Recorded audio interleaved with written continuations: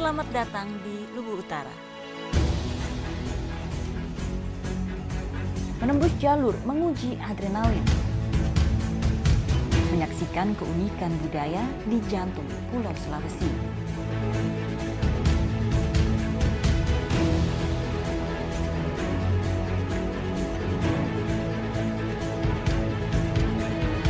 Menjadi saksi pesta kemeriahan yang diselenggarakan untuk pertama kali. Bersama saya Amalina Lutfiah, kita menjelajah Luwu Utara. Hanya di Journey Way to Explore.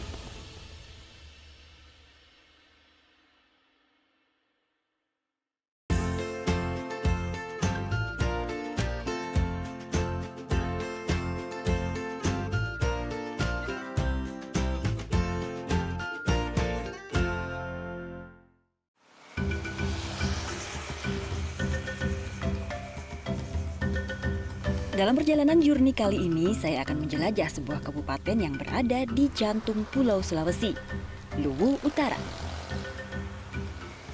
Dan saya memulai perjalanan dari ibu kota kabupaten, Masamba. Untuk mencapai Masamba dari Jakarta, saya harus menempuh perjalanan udara dengan pesawat menuju ke Makassar, lalu menumpang pesawat ATR menuju ke Bandara Palopo Lagaligo di Kecamatan Bua, Kabupaten Luwu. Disambung dengan perjalanan darat selama 2 jam hingga tiba di Masamba, Kabupaten Luwu Utara.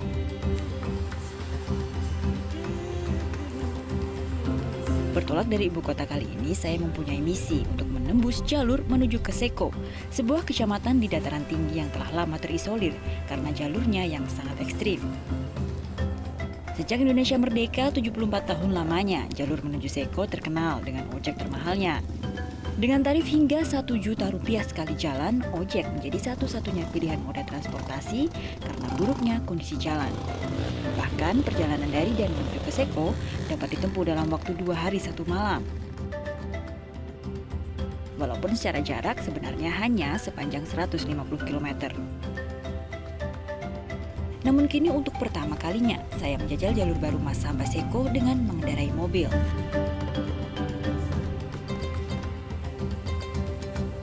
Ternyata jalur telah jauh lebih baik.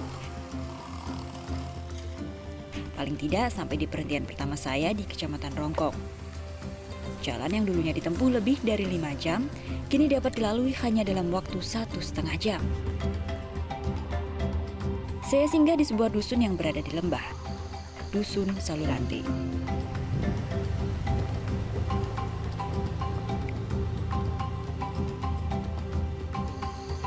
Betapa indahnya dusun ini jika dilihat dari atas bukit, karena rumah-rumah yang hanya beberapa berjajar di tengah hamparan sawah.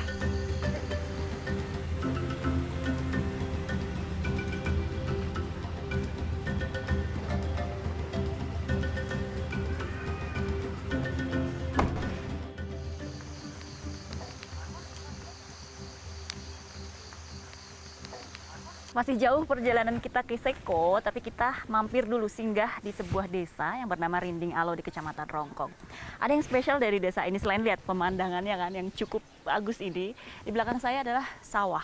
Nah, ini adalah salah satu padi terbaik di Indonesia. Kenapa? Karena di sini padi-padi ini, sawah ini ditanam dengan cara tradisional, tanpa pestisida, tanpa pupuk kimia. Jadi mereka hanya menggunakan teknologi air, jadi mengatur debit air yang masuk sehingga padi yang tumbuh itu padi yang bagus. Jadilah ini padi salah satu padi terbaik di Indonesia. Kabupaten Luwu Utara menjadi lumbung bagi padi terbaik di Indonesia. Salah satu penghasilnya adalah Kecamatan Rongkong ini. Disebut padi terbaik karena tak hanya kualitas dan rasanya, penanaman padi di sini masih mengandalkan alam, sama sekali tanpa adanya produk kimia apapun. Selain penghasil padi terbaik, Kecamatan Rongkong khususnya di Dusun Salulante ini adalah satu-satunya dusun dengan warisan tenun tradisional di Kabupaten Luwu Utara. Mulai dari benang yang dipintal dari kapas, proses penenunan, hingga pewarnaan, semua dikerjakan secara tradisional.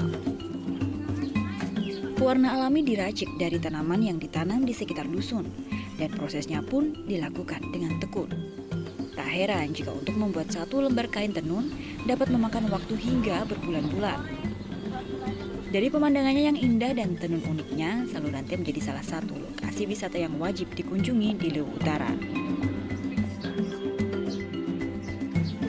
Ini kan satu-satunya yang ada tenun di Luwu Utara ini ya Mbak ya? Iya. Nah tapi kan nggak cuman ada di sini tok kan ini tenunnya ini kan? Sudah dibawa kemana aja sih sebenarnya tenun ini? Biasanya itu kita bawa ke pameran. Kemarin ada yang terakhir di FKI di Palopo.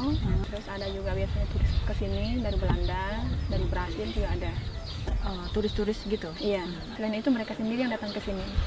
Mereka pilih sendiri? Iya, pilih sendiri. Iya. Kalau dilihat ini kan semuanya masih dari alam ya Mbak? Iya. Emang ini semua bahan dari ujung sampai ujung harus alami? Iya, Diambil dari alam, tenunnya juga dari alam. Dan berapa lama sih gitu membuat sampai jadi gitu? Namanya bahannya itu semuanya masih alami. Dari daun-daun dengan akar akar kayu.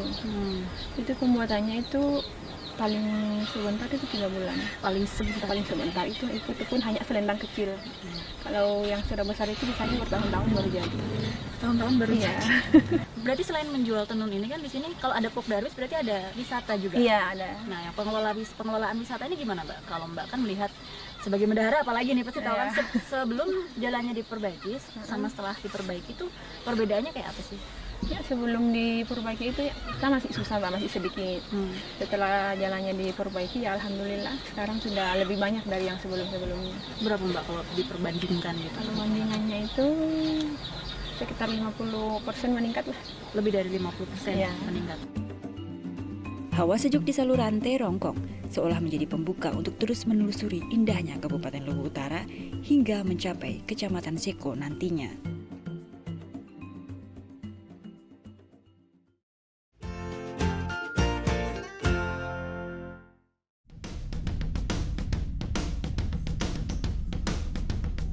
Kami kembali meneruskan perjalanan menuju Seko. Seperempat jalan telah ditempuh. Selanjutnya, kami harus melewati jalan berkelok hingga mencapai tujuan. Sebelumnya pada tahun 2018, tim Journey melakukan perjalanan menuju ke Seko menggunakan ojek. Seko menjadi salah satu daerah yang sulit dijangkau dan terpencil pada saat itu, apalagi saat musim hujan. Tim pun harus menempuh perjalanan selama 2 hari 1 malam dengan bermalam di bedeng di sisi jalan yang membelah hutan. Dan kini kami pun cukup terkesan melihat jalan berlumpur yang terbelah kini telah mengalami perkerasan. Proyek perkerasan jalan ini digarap dalam setahun terakhir dan masih dalam proses pengerjaan. Di perjalanan saya berpapasan dengan rombongan Gubernur Sulawesi Selatan dan Bupati Luwu Utara yang sedang melakukan pengecekan dan uji lintas jalur menuju Seko.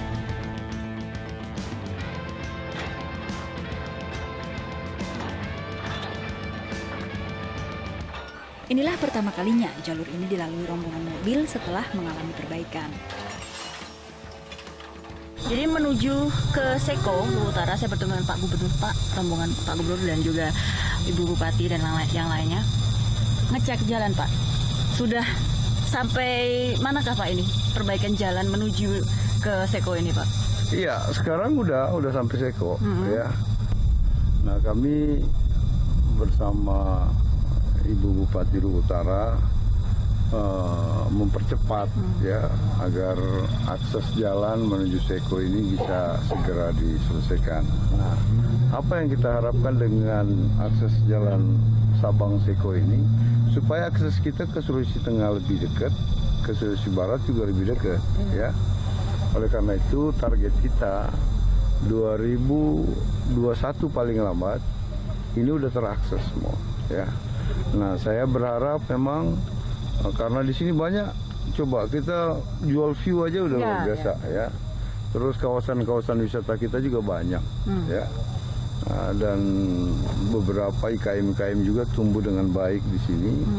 Nah, kalau ini terakses lebih cepat, berarti ekonomi masyarakat juga bisa terangkat. Ekonomi dari segi distribusi ya, hasil semua, bumi, semua. lalu pariwisata. Ya, bayangkan saja Seko harga bensin kan lebih mahal ya, bisa sampai 35.000 per liter ya. Semen juga sama. Sekarang setelah terakses ini udah kembali normal. 4 jam perjalanan sudah kami menempuh setengah jalur dan semakin dekat ke Kecamatan Seko. Walau telah tergarap perkerasan jalan, namun beberapa jalur masih harus ditempuh menembus aliran sungai karena belum adanya jembatan. Maka hanya mobil double gardan atau dengan roda penggerak depan yang sementara ini mampu melewati jalur ini. Kita masih di satu-satunya jalur menuju ke Seko dari Masamba. Dan ini walaupun belum diaspal semua, tapi jalan ini sudah mengalami perkerasan jalan. Jadi kita sudah bisa melaluinya menggunakan mobil.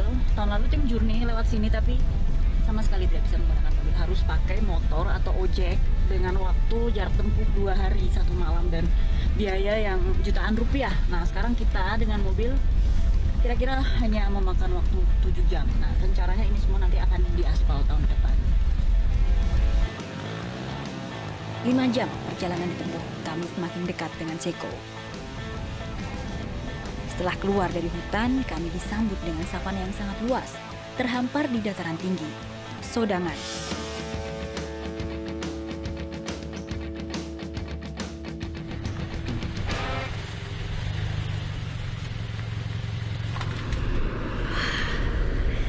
Cantik sekali ini. Saudangan, namanya savana Saudangan, kita lewat aja dan ini jadi salah satu tempat tercantik menuju ke Seko. Nah dari sini ke Seko itu sudah tidak akan lama lagi, kira-kira mungkin 20-30 menit lagi kita udah sampai ke desanya. Rombongan Gubernur Sulawesi Selatan dan Bupati Lubu Utara pun akhirnya sampai tujuan. Ini menjadi sejarah pertama kalinya puluhan mobil tiba di Seko secara beriringan, menandai terbukanya jalur baru yang lebih baik menuju ke Kecamatan Seko. Sebuah kecamatan di dataran tinggi yang berada di perbatasan antara Sulawesi Selatan dan Sulawesi Barat. Daerah kecamatan terluas dan terjauh di Lubu Utara yang selama 74 tahun terkucil karena jalurnya yang ekstrim. Kini mulai terbuka karena perbaikan jalurnya. Saya pun menyusul disambut dengan tarian daerah selamat datang untuk para tamu.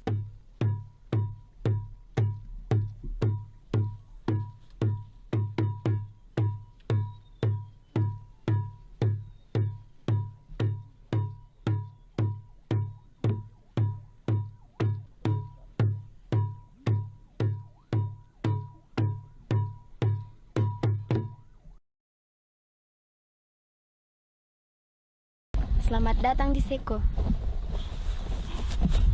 Terima kasih. Akhirnya setelah 6 jam lebih perjalanan dari Rongkong, saya tiba di Seko yang indah ini dan disambut oleh tarian apa? Tarian Dumono. Tarian Dumono, tarian untuk tamu. Ya, terima kasih ya sudah menyambut.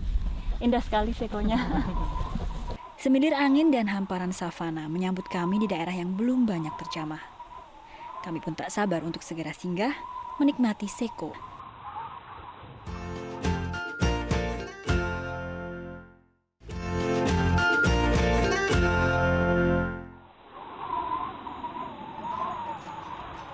Sebagian besar warga Seko hidup dari bertani, dan sebagian lainnya menjadi peternak sapi dan kerbau.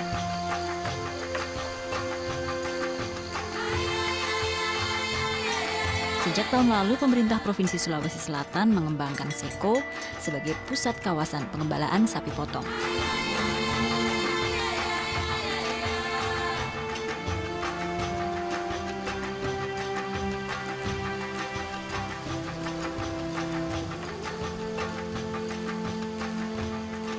Kalah dari sapi potong, populasi kerbau Seko pun menjadi andalan daerah dan juga menjadi salah satu sumber mata pencaharian warga.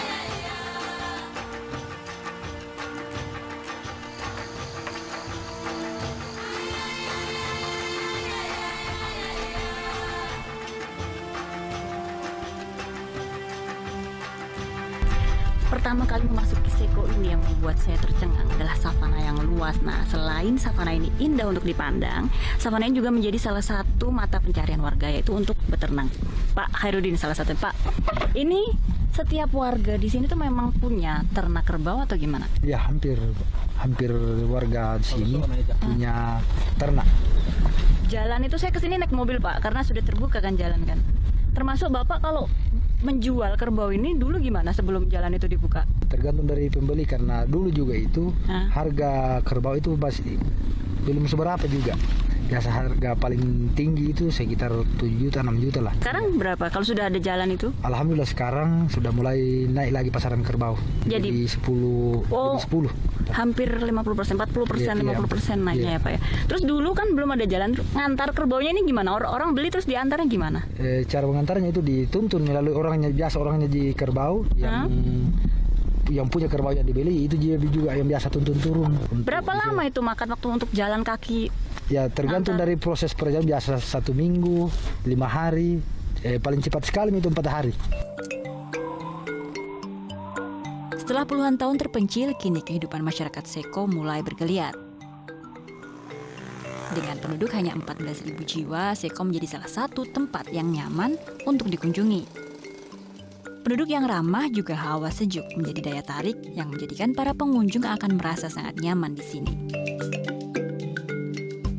Saya mampir ke sebuah rumah warga, Ibu Lilis. Hampir setiap penduduk di Seko biasanya memiliki kebun kopi dan juga sawahnya sendiri. Ibu Lilis salah satunya.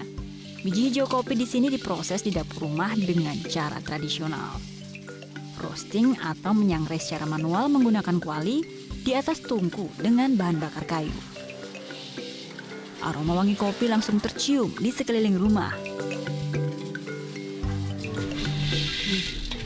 Jadi sore ini saya mampir ke rumah salah satu warga Seko, Bu Lilis. Ya, Bu. Bu Lilis ini lagi kayak macam roasting tapi secara tradisional, dia menyangrai kopi. Jadi nanti digiling terus diseduh saya. Nanti saya boleh cicip ya Bu ya. Ini masih lama Bu? Iya. Dibutuhkan tenaga ekstra untuk menyangrai kopi secara manual. Karena selain harus berdiri, selama proses pengadukan pun tak boleh terjeda, supaya kopi tidak gosong. Proses ini berlangsung dari 30 menit hingga 1 jam, tergantung besar kecilnya api.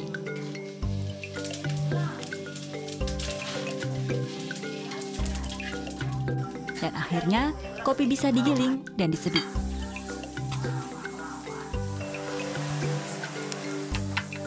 Mbak, kopinya diminum. Mari Ibu. Aduh, enak banget nih pasti. Hangat ya Bu ya, karena saya dingin di sini. Jadi kan kemarin saya ke Seko ini saya pertama Bu sebenarnya. Tapi untung kemarin sudah bisa pakai mobil. Dulu katanya nggak bisa Bu ya? Iya. Dulu naik apa Ibu berarti? Dulu jalan kaki. Jalan kaki? Jalan kaki. Kalau enggak naik motor katanya? Iya, setelah itu jalan dibuka sedikit-sedikit lagi baru ini motor itu pun biasa sampai 4 malam jalan. 4 malam. Sekarang udah lumayan ya Bu, mobil sudah masuk. Apa Bu yang Ibu? Apalagi yang Ibu rasain bedanya ini yang dulu Seko dulu sama yang sekarang tuh? Bedanya sekarang harga-harga sembako mulai. Dulu kalau gula kan gula per kilonya itu 1 kilo 20.000. 20.000. Iya. Sekarang bisa jadi 16.000. Selain gula apalagi Bu yang jadi dulu di sini mahal gitu terus sekarang jadi murah? Kayak tabung gas kan, tabung gas yang dulunya bisa sampai 135, sekarang bisa jadi 80. Tabung gas yang kecil hijau itu ya Bu ya? Ini yang 3 kiloan. Yang 3 kilo ya Bu? Iya. Kan ada beberapa yang jual kopi ya Bu ya? Iya. Dulu harga kopi per kilonya itu 18. Ini 18.000. Sekarang jadi 22, 23. Oh, lumayan lah. Menutup penghujung tahun di Seko, panggung acara tahun baru meramaikan kota yang sebelumnya sepi. Perayaan pergantian tahun di Seko sangat meriah. Wilayah yang dulunya terpencil ini mampu menjadi tuan rumah dari pagelaran pemerintah provinsi. Untuk pertama kalinya, Seko menjadi panggung besar pertunjukan musik.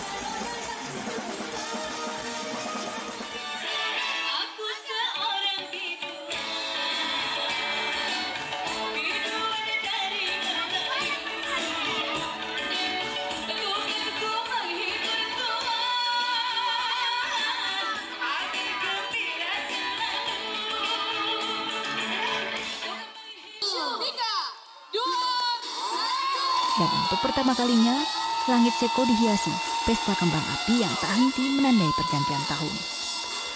Menyambut tahun baru dan masa depan Seko yang menjanjikan begitu banyak perubahan dan juga keindahan.